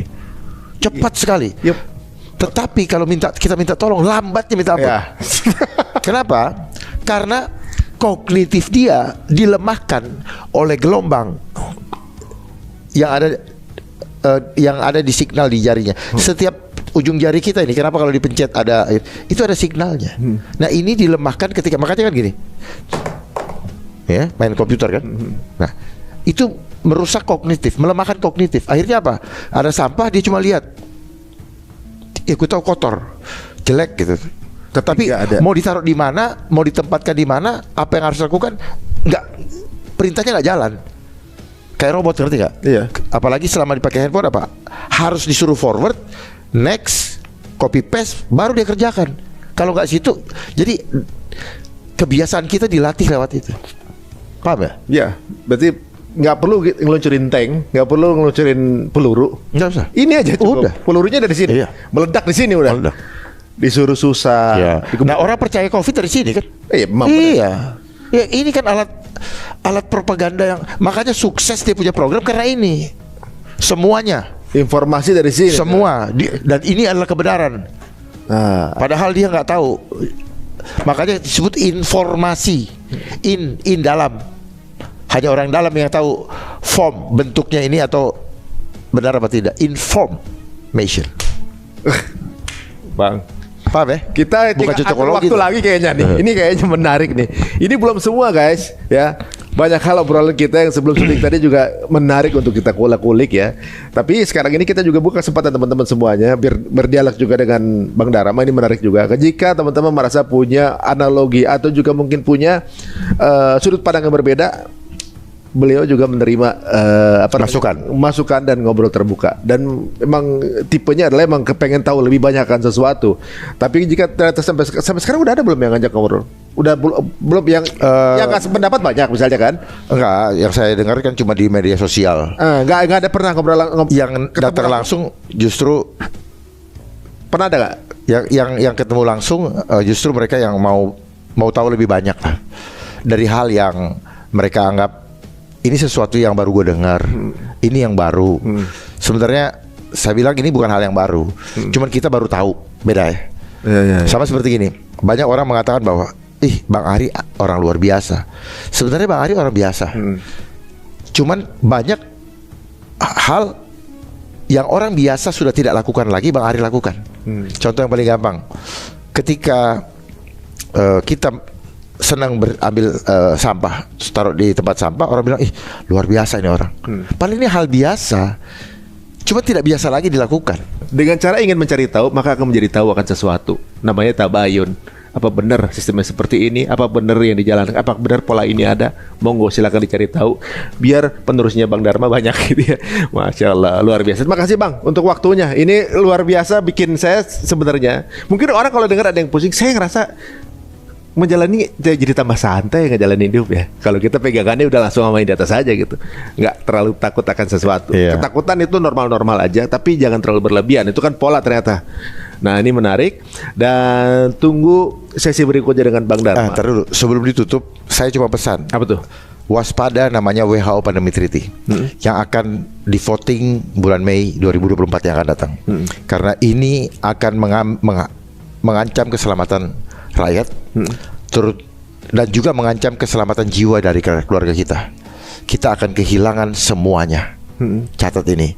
Dan undang-undang yang akan dipraktekkan nanti melanjutkan daripada perjanjian WHO tersebut sudah siap. Ini undang-undangnya. Ya, ini undang-undangnya.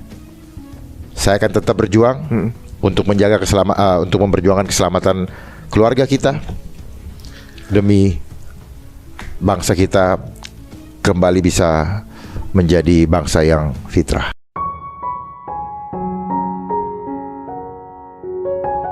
Ya, mandiri juga. Mandiri. Bang, berani nggak kalau kita satu episode khusus bahas pandemi treaty itu? Berani.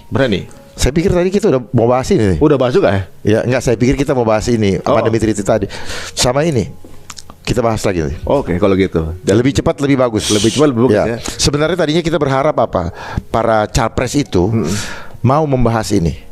Karena ini jaminan keselamatan rakyat. Percuma beliau-beliau berbicara tentang program yang lain, termasuk program IKN. Kalau ini jalan, rakyat tidak menjadi tuan rumah di negerinya sendiri. Rakyat hanya menjadi bonus demografi, tetapi tidak menikmati keindahan alam, kemakmuran alam yang diberikan oleh Sang Pencipta. Harusnya kita bersyukur sebagai orang-orang yang dilahirkan di negeri Nusantara ini. Kita adalah orang-orang yang Nusantara, orang yang selalu menghambakan dirinya hanya untuk Tuhan, supaya Tuhan dipermuliakan. Karena hanya Dialah yang esa. Tuhan yang esa, Tuhannya satu, ciptaannya banyak. Mari kita jangan terpecah-pecah karena giringan sistem yang memang dari dulu ingin memecah belah kita melalui politik adu domba yang kita kenal dengan divide et impera. Itu kuncinya, hanya di situ. Divide and empiring. Masya Allah, luar biasa nih guys. Jadi kepengen bikin sesi obrolan berikutnya nih, ngebahas mengenai WHO Pandemic Treaty itu sama undang-undang. Saya pikir tadinya itu baru wacana, nggak tahu bulan Mei sudah mau dilaksanakan. Tapi sebelum itu terjadi, ada baiknya kita pun tahu. Jadi biar ada balance dan bisa cek recheck guys. Dan kita masih punya kesempatan untuk keluar. Kita punya kesempatan kalau rakyat menolak. Karena sudah ada 11 negara yang keluar. Ada yang udah keluar? Sudah 11 menolak WHO Pandemic Treaty ini. Kita masih di dalam. Kita masih di dalam karena kita adalah co-sponsor. Co-sponsor, ngerti gak? Kalau mau bikin event, hidup ini kan kayak event organizer, bos. Selama COVID kan yang main event organizer. Yang disebut satgas-satgas itu kan kerjanya IO. Ada anggaran kerja, nggak ada anggaran tidur. Jadi kita konsumen ya? Kita konsumen ya? Kita orang-orang ini konsumen. Kita objek ya? Objek kan? Objek dominasinya. Sama objek yang dieksploitasi. Itulah sistem kapitalis. Orang lemah jadi objek. Hitungan banyaknya penduduk 270 juta hanya jadi pembilang. Angka pembilang. Bukan impact apa-apa ya. Waduh. Guys, ya lumayan ya. Mudah-mudahan kita kasih harapan dan doa kepada Bang Dharma supaya tetap sehat ya. Masih bisa beraktivitas dan bisa tampil lagi ngobrol bareng kita, ngebahas sesuatu yang kemarin-kemarin kita nggak tahu sama sekali gitu. Sekarang hari ini kita tahu banyak yang sepertinya mindset kita mulai dipancing untuk lebih berpikir.